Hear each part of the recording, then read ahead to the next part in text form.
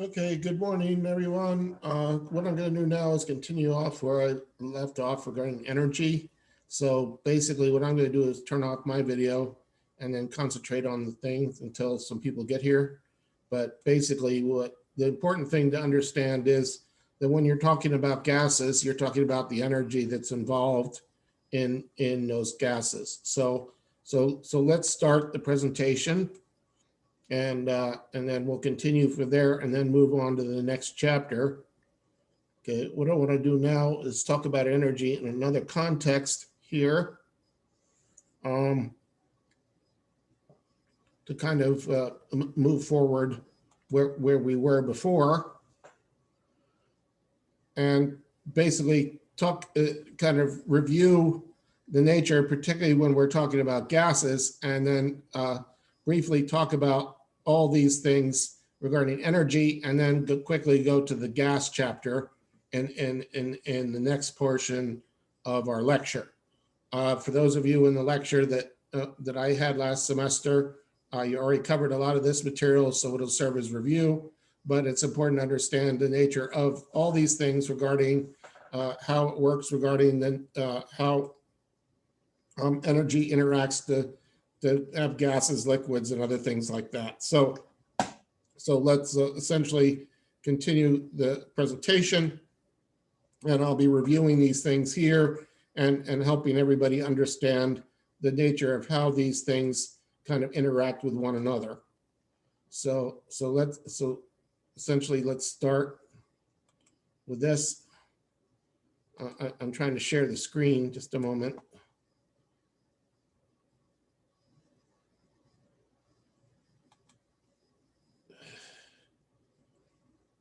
Got to share this right screen here.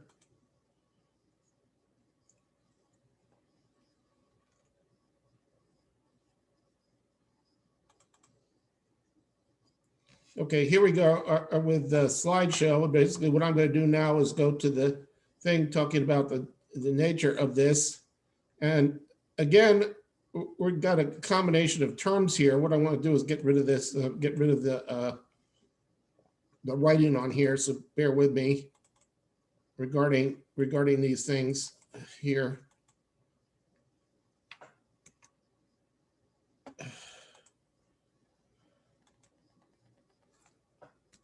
Delete what's on the screen for these things to talk about these things here. Essentially, get rid of these things related to it, and then I'll go back to the gases so we can understand where we're going with this. Okay, now essentially energy is the capacity to do work. And when we're talking about work here, we're talking about molecules moving.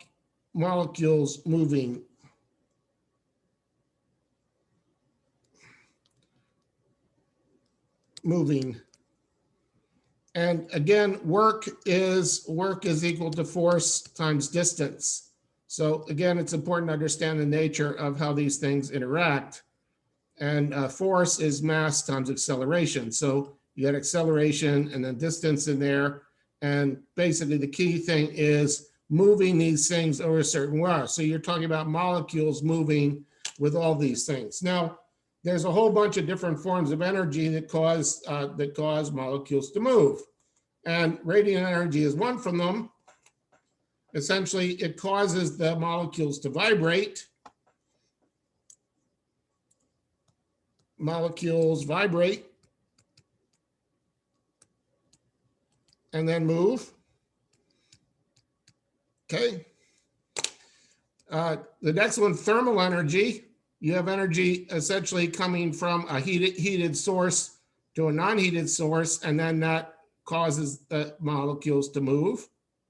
Chemical energy, molecules bonds break and form.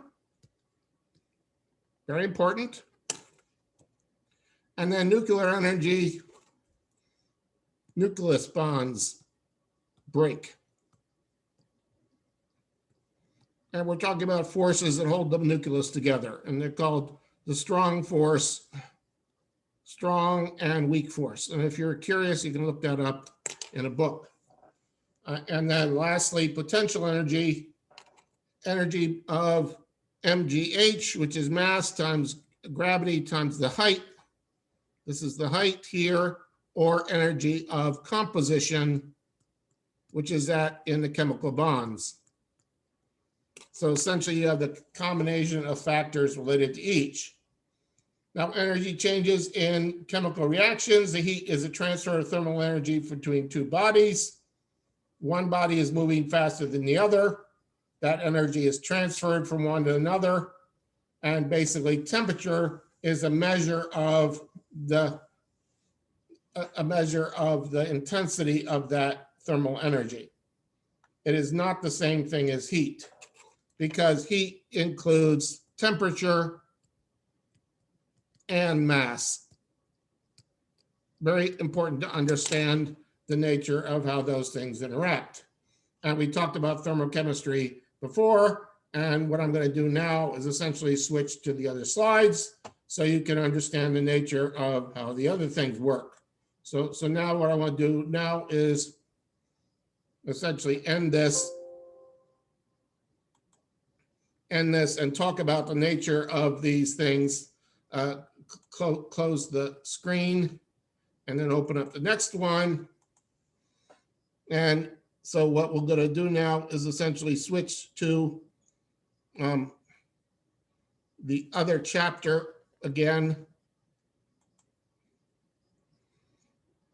Chapter 5 with notes. And this is gases. And basically what I'm going to do now is concentrate on gases here regarding the nature of their movement. And talking about force and such like that, again, the way we did before. So let's look at this on the periodic table first. And I'm going to share the screen with you now. Essentially share the screen with you, and you can see how this works. Okay, here we are, the elements that exist at gases at 25 degrees Celsius in 1 atmosphere. You have all these in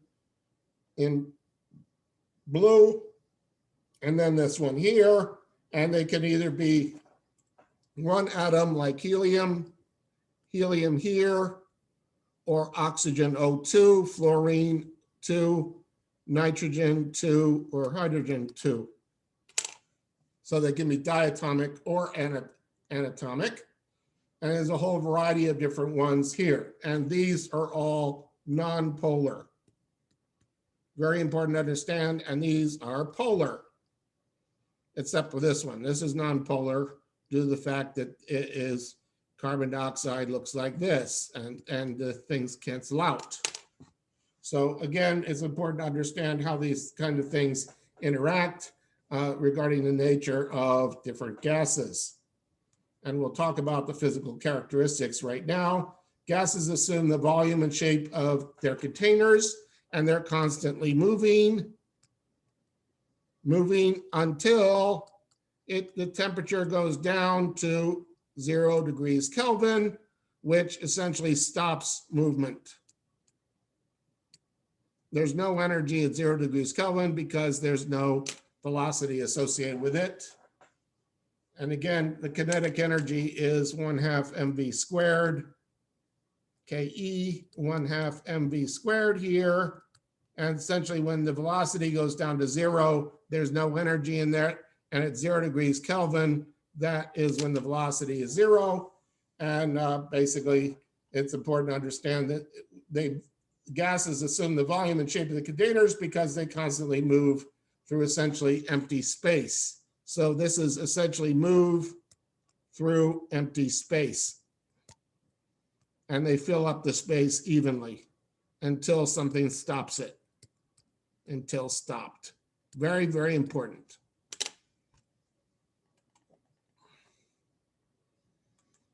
Okay. Gases are the most compressible state of matter because essentially you got particles like this inside empty space, and you can easily compress them and make them closer together. by just essentially making the volume smaller. You have the same amount of particles in both sides, except here it's compressed. Gases will mix evenly and completely when confined. So if you add more gases into it, you put more gases into it inside, they will all combine to form double of that.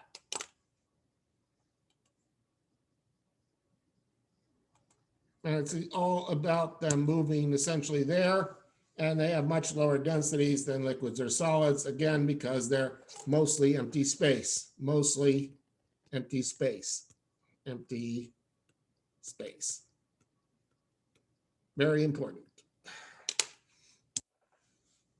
Now, pressure is a force per unit area. And basically with these, you have a bunch of different units associated with this. And the force comes from the mass and acceleration. You have mass and acceleration. This involves movement. Okay, so basically pressure exerted has energy associated with this. So essentially you got energy is directly related to pressure because essentially you've got objects moving and colliding.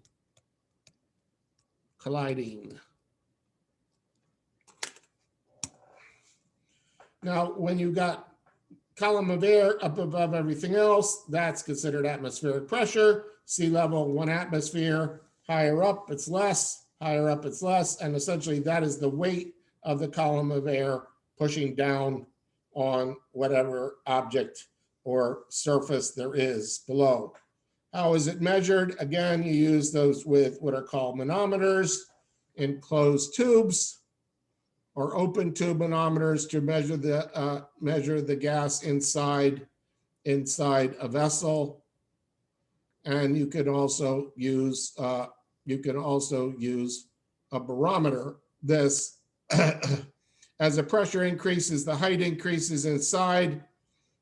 Okay, and the volume decreases inside the area there. If you add more mercury pushing down on it, essentially there, and there's a relationship between pressure and volume. Essentially, you have Boyles Law that is essentially PV equals a constant.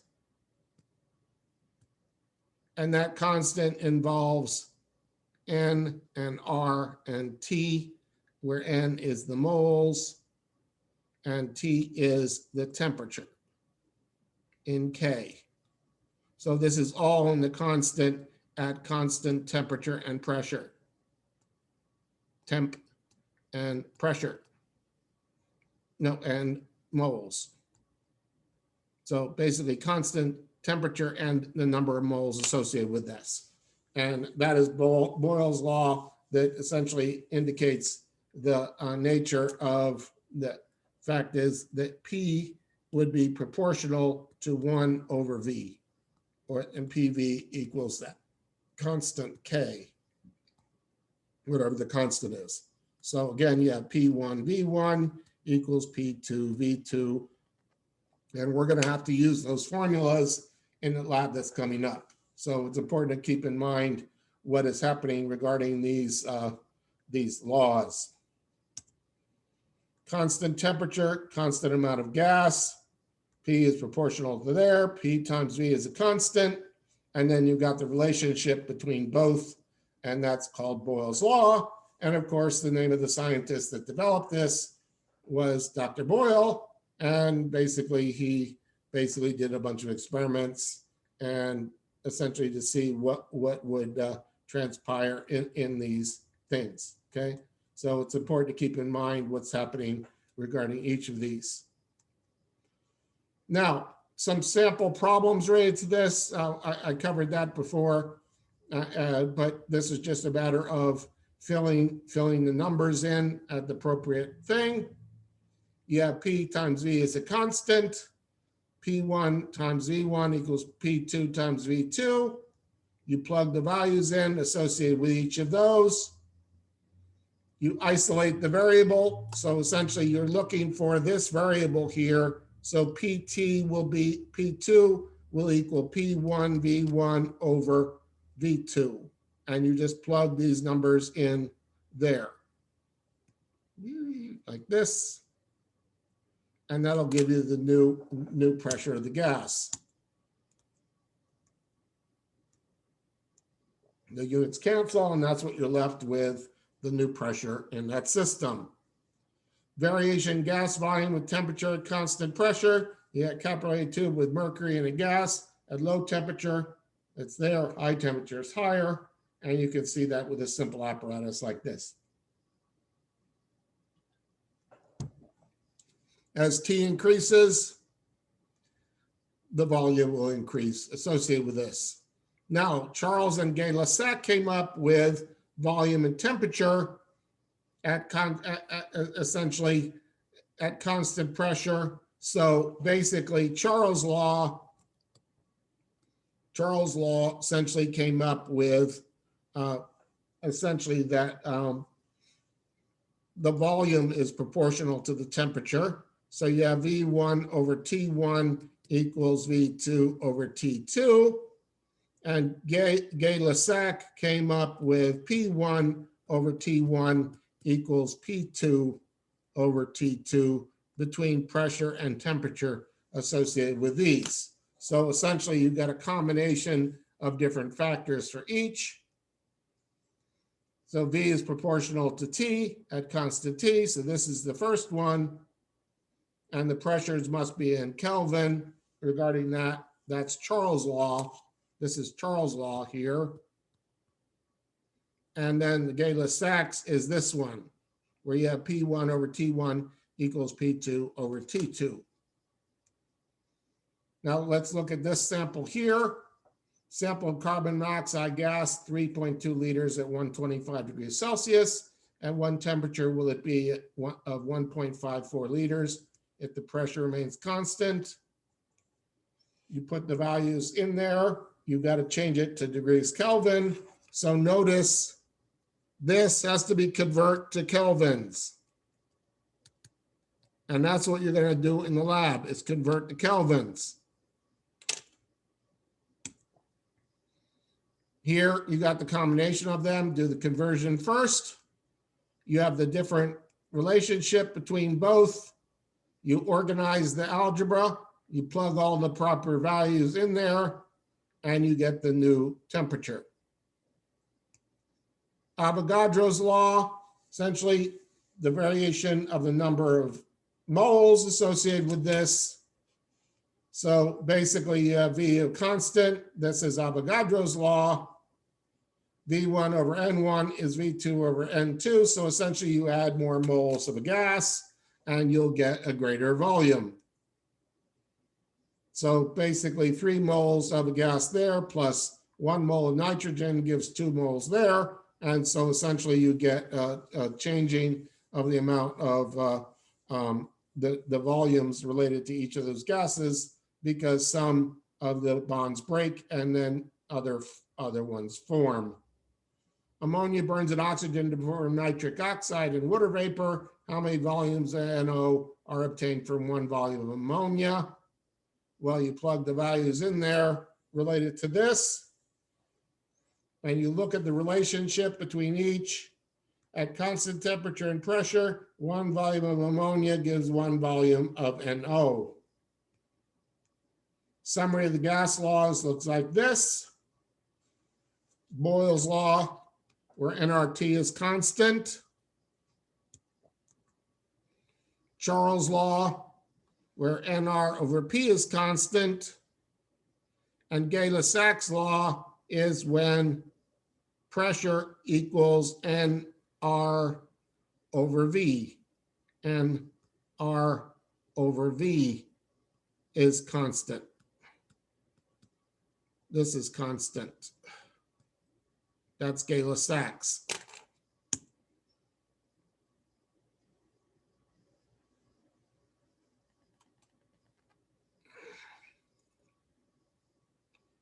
Erase a link on the slide, and what I'll do is fix this.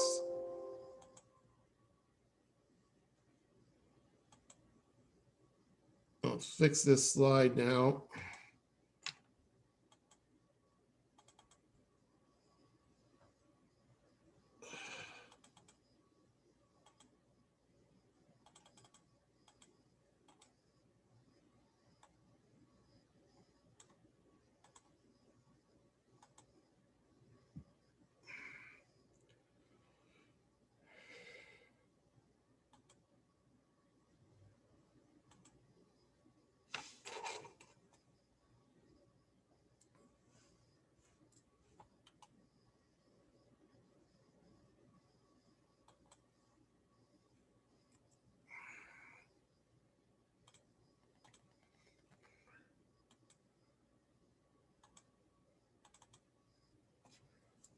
And this is Boyles Law.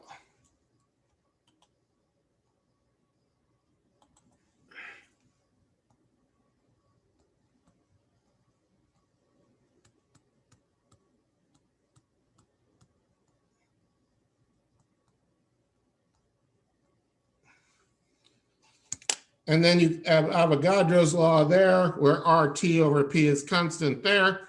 And then from that, you develop all of them together with Charles' law, Avogadro's law together. And so you've got the different relationship between each. V is proportional to NT over P. R is the gas constant, and there is the ideal gas equation. And that's what you're going to be using in the lab that's coming up on the gases. Now, I want to remind everybody, if you have any questions, please use my office hours and come get help regarding that. Hold on a minute. Whoa.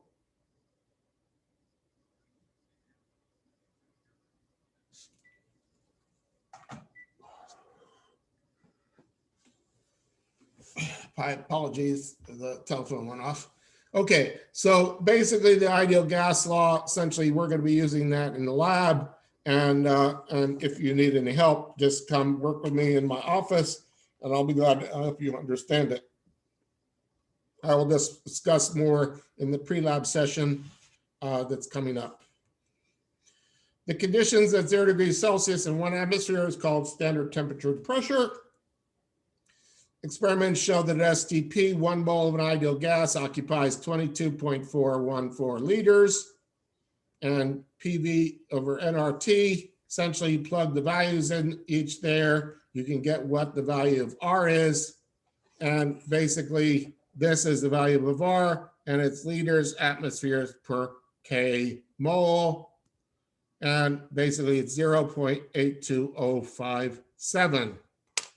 Some books have it 056, but basically that you'll just have the constant will be given, and essentially your job will just be to fill in the numbers and figure out what they're asking for in the lab. So let's look at an example here. What is the volume in liters occupied by 49.8 grams of HCl at STP? Well, what's the first thing you have to change? Well, this has to be converted to moles. So you start by convert to moles. Okay. And then that will help you with the answer there. The volume is nRT over P. T is 0 degrees Celsius. P is 1 atmosphere. N is the number of moles, and you use the molar ratios to do that, the grams to mole ratio there. And essentially you add chlorine plus hydrogen to get 36.45. That gives you 1.37 moles. You plug the values in there, and that will get you the volume that you want. Argon is an inert gas used in light bulbs. A certain light bulb contains argon at 1.20 atmosphere and 18 degrees Celsius, is heated to 85 at constant volume. What's the final pressure of argon in the light bulb? Okay, you can then determine what those values are. The new pressure, 1.2 atmospheres.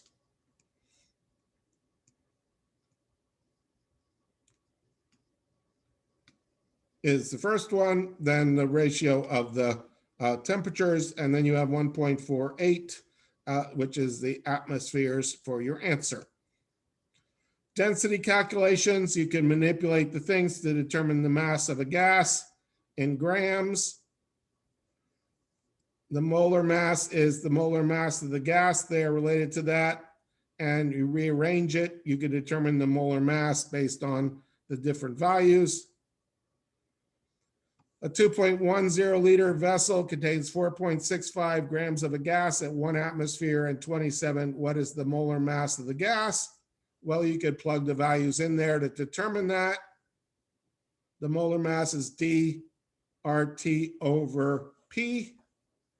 D is mass divided by the volume. The volume is 2.1 liters. So that is the density of the gas there. And then you plug the other values in that to get the answer. And this is a very common experiment also, is figuring out the molar mass of a gas inside. And basically it's relatively straightforward. Now, the gas stoichiometry, essentially, you're then using what you did in chapter 3, where you have the amount of grams or volume goes to moles of reactant to moles of product, and amount of product there. What is the volume of CO2 produced at 37 degrees Celsius in 1 atmosphere? 5.6 grams of glucose are used up. Well, here, this is glucose. This is glucose. You convert this to moles first. You use the molar ratio between each of them. This is 1, this is 6. Okay.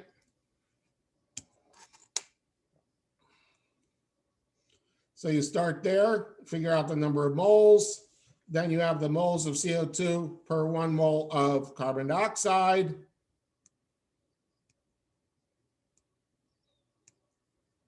And that is the amount of moles of CO2. You then figure out what the volume is by that formula. And that gives you the answer that you want with all the units canceling. And then you have 4.76 liters. Now, Dalton's law of partial pressures essentially is very simple. The total pressure of gases, total pressure of mixture of gases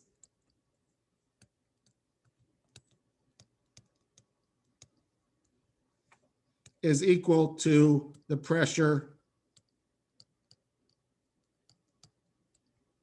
of each gas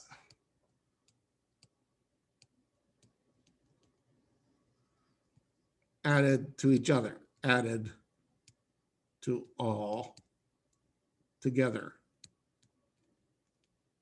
That's how it works. Okay. So basically, I'll get rid of what's on the slide. You can see that also V and T are constant. In this setting, you have the pressure of 1 plus the pressure of 2, combining the gases together in the same volume. You get a different pressure. And again, the pressure comes from all the collisions of these interacting with one another. That's the added pressure for each. So the more gas you have, the more there. A is the number of moles, PB, the number of moles of B. The total is PA plus PB, and that is the mole fraction of each. And essentially the mole fraction is an important aspect associated with this. And basically they have a relationship between there. The pressure of gas A is equal to the mole fraction of A times the total pressure. The pressure of gas B there. And so basically what they're talking about with this is what's called the mole fraction.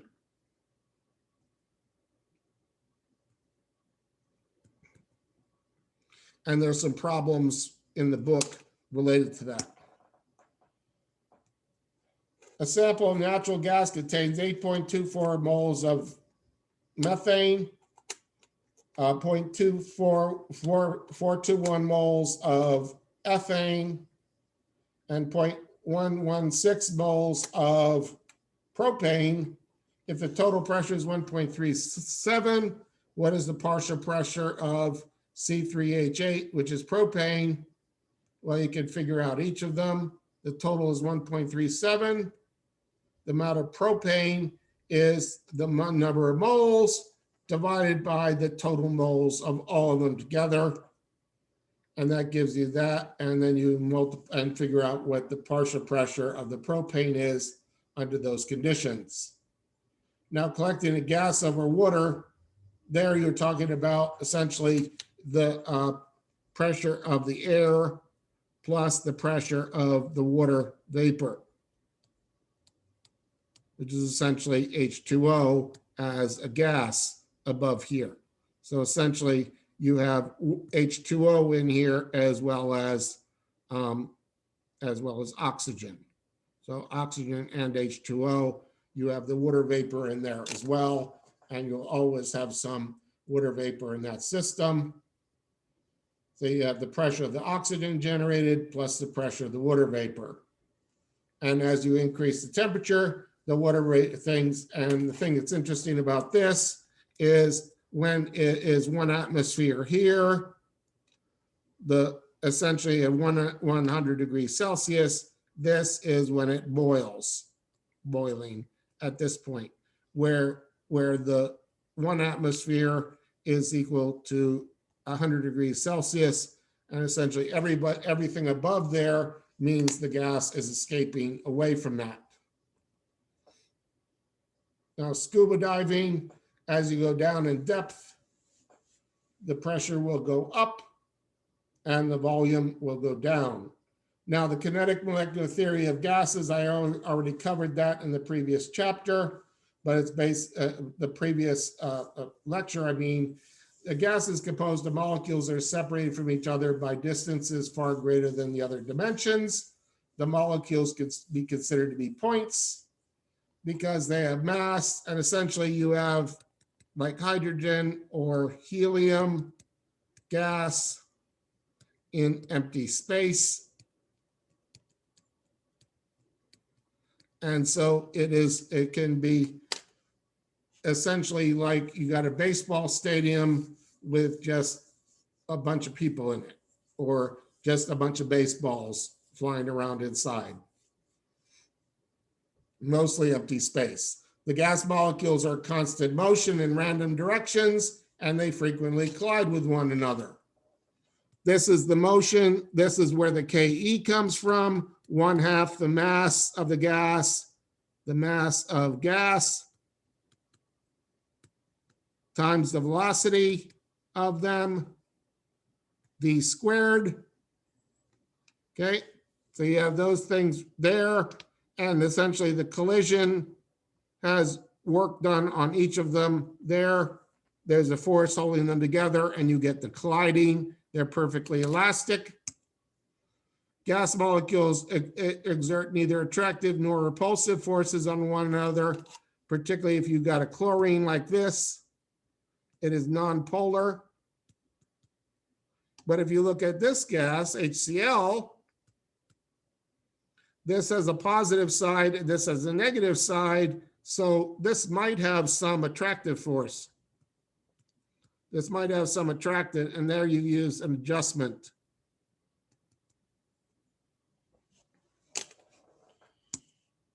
And the average kinetic energy is proportional to the temperature of the gases in kelvins. So any two gases at the same temperature will have the same kinetic energy. And again, if you remember what kinetic energy is, it is 1/2 mv squared, where v is proportional to the temperature.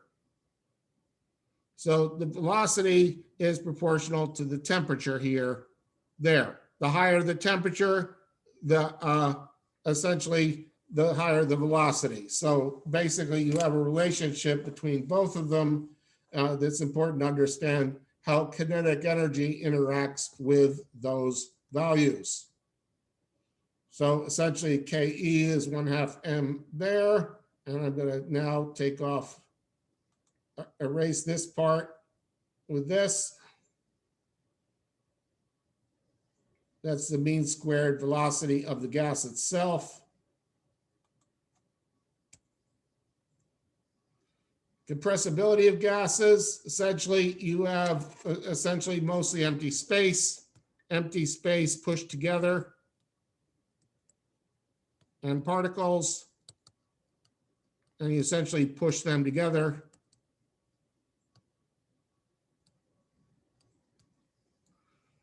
Boyles Law, the relationship between both. The pressure is proportional to the collision rate with the wall. The collision rate is proportional to the number density. The more objects you have, the more collisions there'll be. Okay, so this has to do with their velocity and hitting. This has to do with the collision rate and the density. So more molecules or atoms, more collisions.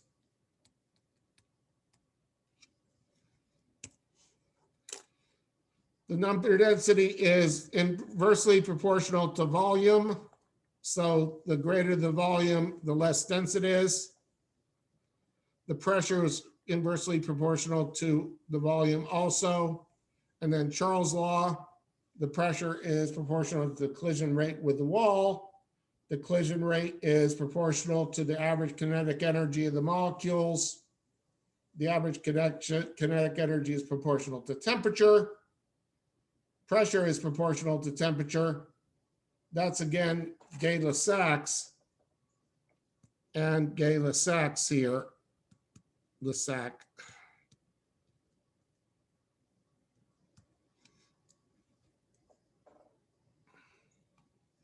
Charles is volume and temperature. Like that, yeah, volume and temperature. Gay-Lussac is pressure and temperature. Avogadro's law, the more molecules, more collisions.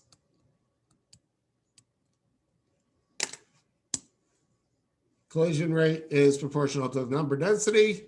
The number density is proportional to the number of molecules. The pressure is proportional to that.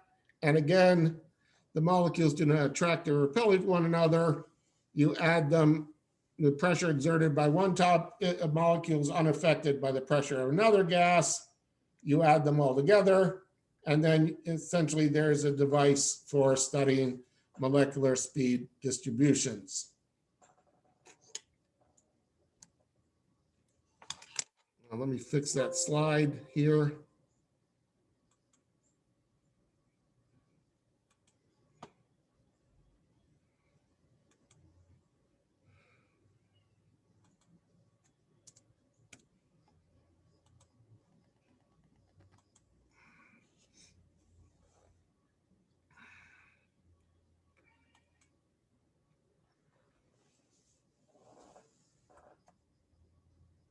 If you spin the oven, you have a chopped rotating slit, and the detector associated with this, different molecules that do that. There's a whole variety of different things you can do to get the speeds of different temperatures. So as you increase the temperature, you'll get more and faster molecules associated with them. Speeds of different at the same temperature.